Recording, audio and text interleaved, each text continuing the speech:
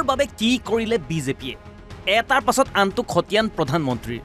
মুখ্যমন্ত্ৰীৰ মুখতো মোদী বন্দনা প্ৰধানমন্ত্ৰীক উভতি ধৰিলে কংগ্ৰেছে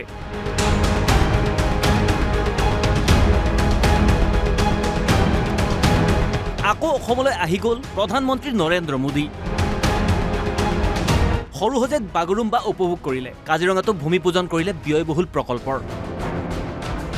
এই দুই অনুষ্ঠানতে ভাগ লৈ প্ৰধানমন্ত্ৰীগৰাকীয়ে অসম আৰু অসমীয়াৰ বাবে বিজেপি চৰকাৰে কৰা উন্নয়নৰ খতিয়ান দি গ'ল বুকু ফিন্দাই ক'লে কংগ্ৰেছৰ তুলনাত বিজেপিয়ে কি কৰিলে অসমৰ বাবে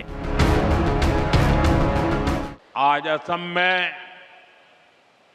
बीजेपी सरकार जिस प्रकार घुसपैठ से निपट रही है जिस प्रकार हमारे जंगलों को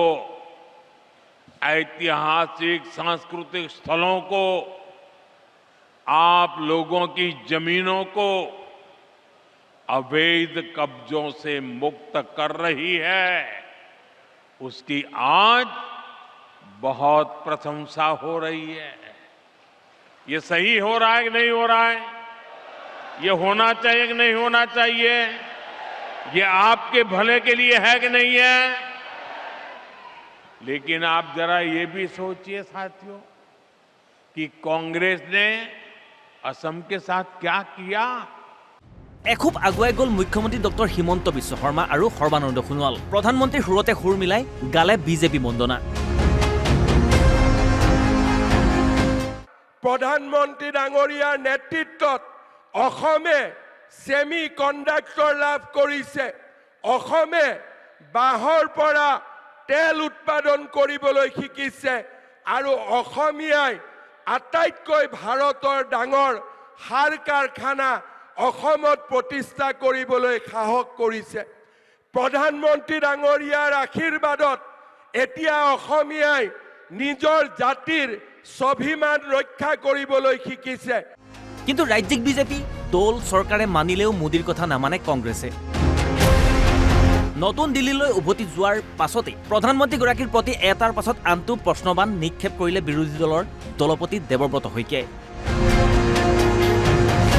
ভাষণটো শুনি এনেকুৱাই অনুভৱ হ'ল যেন তেখেতে কায়িকভাৱে এফালে আমাৰ বড়ো ভাই ভনীসকলৰ অনন্য সাংস্কৃতিক ৰূপৰেখাৰ অন্যতম বাগৰুম্বা নৃত্য উপভোগ কৰিবলৈ উপস্থিত হৈছে আৰু আনফালে মনোজগতত তেওঁ অনাগত বিধানসভা নিৰ্বাচনত হাৰিব বুলি ত্ৰাসিত হৈ আছে সেয়েহে তেখেতৰ ভাষণৰ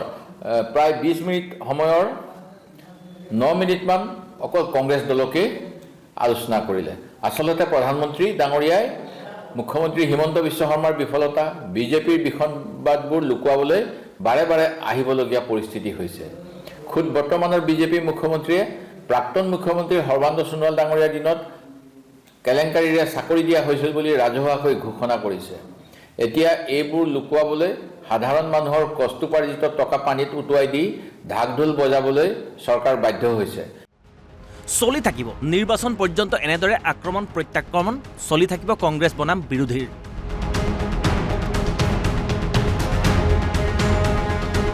সকলোৰে লক্ষ্য বিধানসভা নিৰ্বাচনৰ আগতে জনতাক নিজৰ পক্ষত নিয়া পিছে ৰাজ্যৰ জনতাই কাক বিশ্বাস কৰি কাক আদৰি লয় সেয়া নিৰ্ণয় হ'ব নিৰ্বাচনৰ সময়তহে ৰমেন কলিতাৰ ৰিপৰ্ট অসম লাইভ 24